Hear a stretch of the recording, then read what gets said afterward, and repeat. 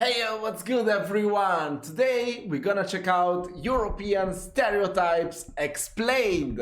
Being an European, that's what we should do.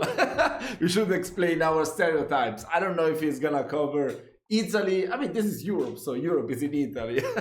It should. So yeah, let's just check out the video. Europe.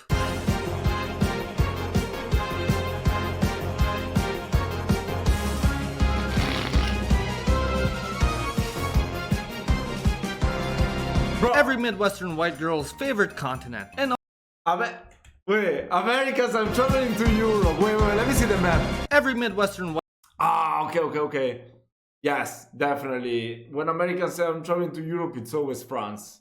Then Italy and the UK. Okay. girl's favorite continent. And also a region chock full of stereotypes. In the past, we've explained them all from every and any country in the Balkans, no matter how small.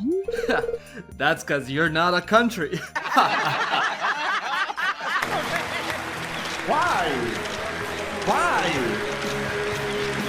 But That's today, so bad. we're going further and farther than any man has gone before. That's right, baby. We're going to talk Back about down. Western Europe.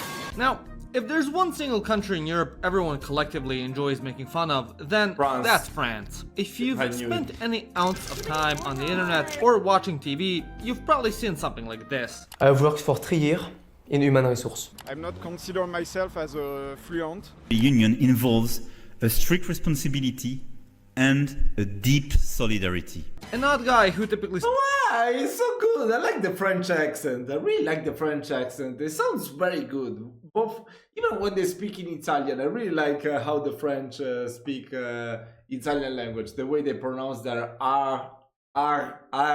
It's very cute. I like it. Even when they speak French, it sounds so fancy. I really like the French accent. I like French language. Come on. I like French. I like France. Whatever. I'm Italian. We are supposed to hate France, but I don't care. I really enjoy my time whenever I travel to France. speaks with a heavy nasal European accent that can be quite snobby, rude, full of himself, and in need of a lung transplant by the age of 35 from Wait, was that Peter? rude, full of himself, Yeah, I think and so, yeah. in need of a lung transplant by the age of 35 from all the chain smoking. Usually the French are associated with quite a variety of negative attributes, majority of which were assigned to them by none other than the British. Before the 19th century, for the last 800 years, the favorite pastime of the British and French was trying to wipe each other off the map. Sometimes the English would colonize them, sometimes they would colonize the English. It doesn't really matter. The point is, during the time of Yeah, funny story. Actually, the Statue of Liberty, that is very famous in the U.S., was given by the French for have defeated the British. Yeah, I think so, right? I think I read that I saw it in a documentary or something like that. French rule and later on regular rule, a lot of the ruling class were of French or Norman origin. As Yes. the ruling class tends to do, they focused on distinguishing themselves from meager peasants by doing weird activities and taking a liking to fine arts. Because of which, even to this day, a lot of vocabulary for arts, law, fashion, politics, gastronomy come from the French language. Thus, as any normal sound people, the British saw this ruling class as absolutely pretentious and full of themselves, and then ended up subsequently assigning the stereotype to the entire nation. Nee, jij krijgt een enkeltje naar de rijstvelden, jij vuile sodomiet! Known across the Netherlands, continent okay. as swamp Germans for their language that sounds like German from a fever dream and their habitat that consists of unusable marshlands they somehow turned usable, the Dutch are another group of people across Europe like to poke fun at. To the less informed, the Netherlands is a home of stoners, potheads, We don't really have that many stereotypes about the Netherlands here in Italy, actually. I mean, most people will always say, when I'm going to Amsterdam, it's to smoke drugs or do stuff like that. And then you know that the Dutch are really, really tall. Other than that, I don't know. There's no actual stereotype. I think we are too far away from the Netherlands here in Italy to have a stereotype. They're not our neighbors. So that's probably why. I don't know. We have many about the Germans, but none about the Netherlands. Yeah.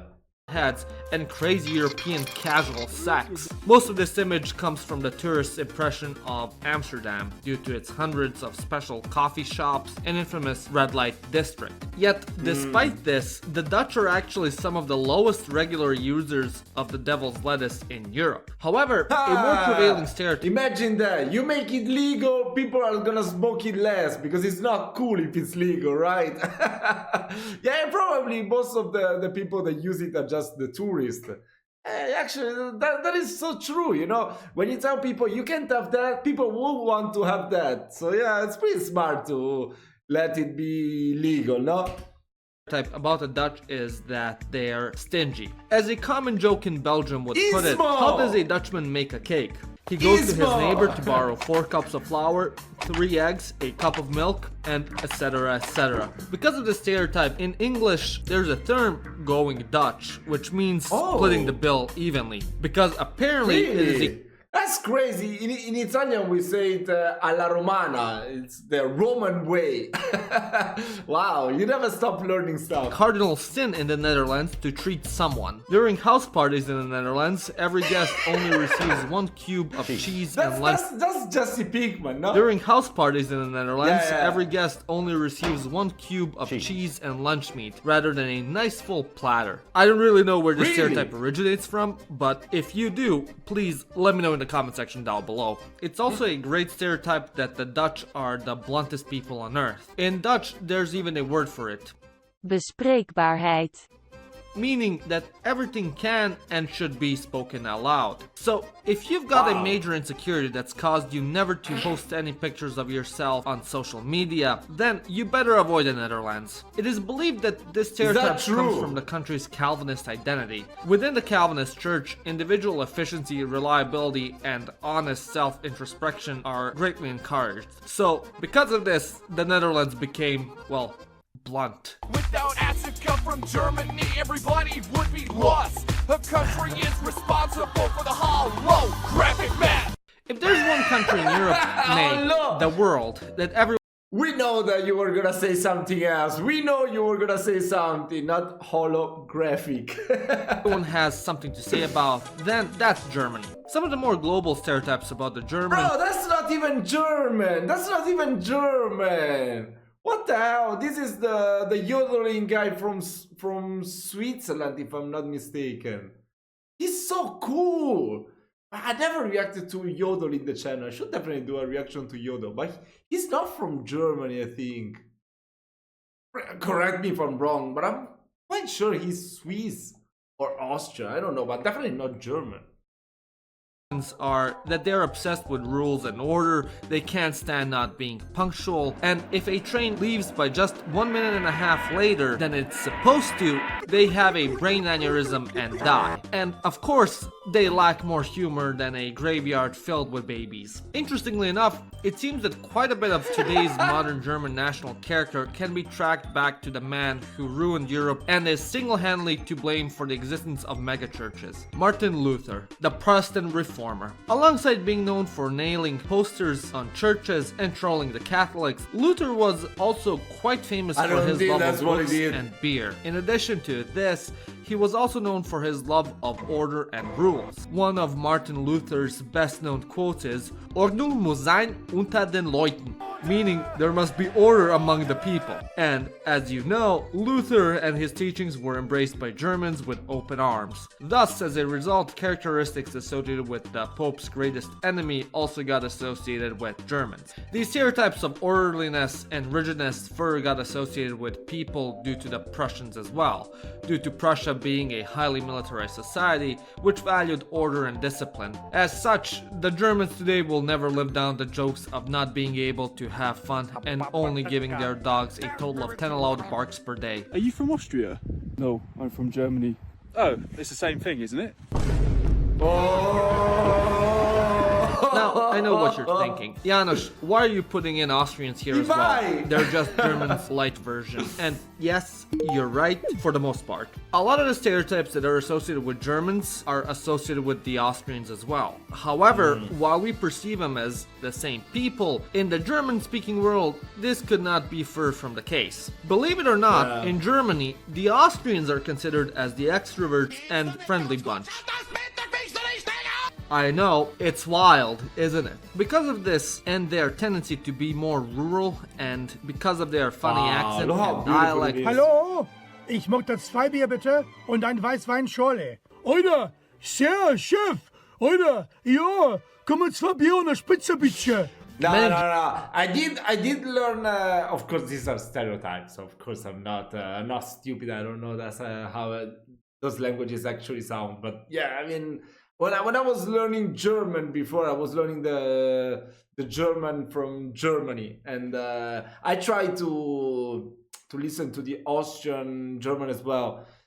It's not that different. Of course, the accent is different and everything, but it's not that much different, like it's a whole different language. I think the Swiss German is quite more different, actually, no?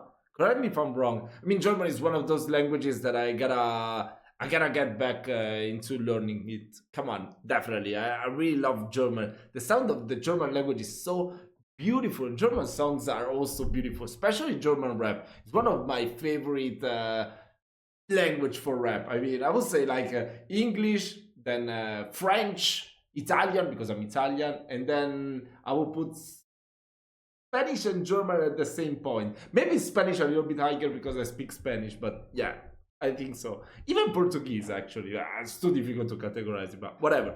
Germans also stereotype the Austrians as being hicks. The stereotype is so bad that Arnold Schwarzenegger, a native German speaker, wasn't allowed to voice himself in the German dubs of his movies because of the negative association with the Austrian accent. Like it down there. Let me be the judge of that. I'm tired of the same old faces, the same old things. Like it down there. Fütyűz bazd meg és hazudsz, mert egy szar szemét szar alak vagy. Porque había llegado el 18 tiki-tiki-ti, cuando iba saliendo de mi casa ya me estaban esperando. Now, although this region of Europe consists of several distinct peoples with different histories, cultures, languages, and penis sizes, in my years of hard and tenuous research... Wait, what? What the hell? Oh my god, I do love this guy. What the hell? And penis... Wait, the biggest one is the French. Come on. Wait, Italy is a little bit below France. Okay. We take it. Oh no, wait. Hungary, yes. I mean, Hungary is one of the countries that has the most porn stars of the world, if I'm not mistaken. Well, look at the Portuguese. Oh, that's so bad. Even the Spanish ones. Oh my god. Czech Republic is struggling, but they are bigger than Italy. Bro, what the hell is this? What the fuck? Oh my god. Why don't we see the British or the Germans? Sizes. In my years of hard and tenuous research, I have come to the conclusion that everyone in Europe sees Southern Europeans the same way. One of the first stereotypes is being laid back and lazy. In particular, Spain is characterized by this the most. A leading theory for this origin is the custom of siesta. Originally, this custom came to be when most of Spain worked in agriculture. Due to the hot Spanish sun and hard back-breaking labor, it became... I mean, who doesn't like to take a nap? Come on!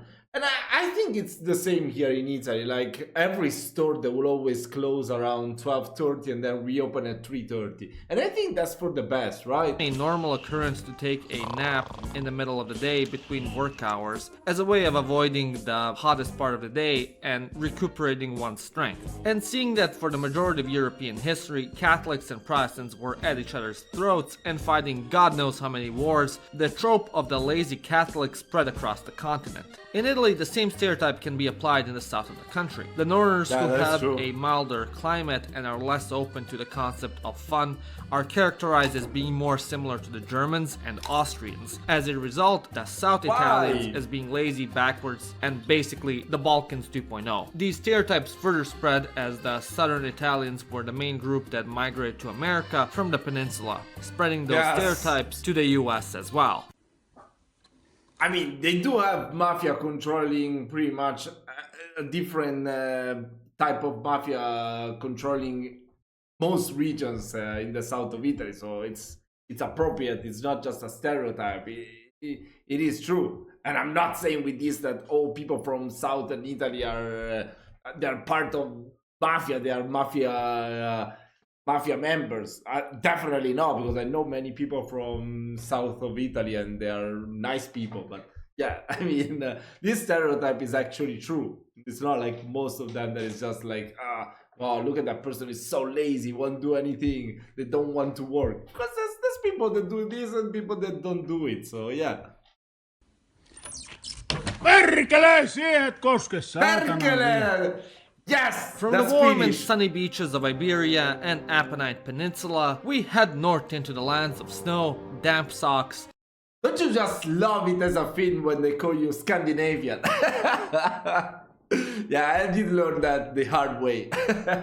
Yeah, the Nordics, that's better. And no sunshine, which somehow, despite everyone's abuse of antidepressants, is still somehow labeled as the happiest place on earth, Scandinavia. Despite being depicted as a fun-loving, jolly old puppet chef on the Muppets, the Scandinavians have a reputation across Europe of having the worst food ever concocted on the planet. My God. Because the land is unsatisfactory and the climate is less than ideal with a short growing season, there isn't a whole lot you can make yummy, delicious food with. So they're kinda stuck with rank fish in a can. Who knows, maybe that's why they take so many antidepressants. They're also known for being obsessed with heavy metal, especially their version of Hungary, Finland.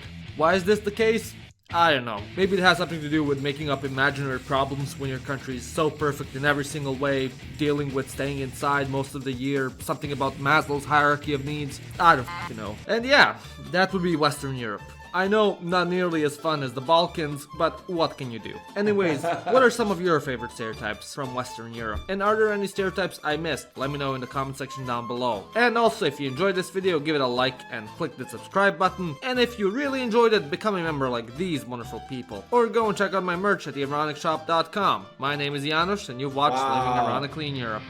Hey, why are you living in the Wow, that was actually so fun to watch this video. I want to check out more stuff like this too, where they make fun of Europeans, so we learn more about Europe. So yeah, it will be very interesting. Hope you've enjoyed the video, guys. Thank you so much for have stayed with me throughout the whole video and until the end, and I will see you in the next one.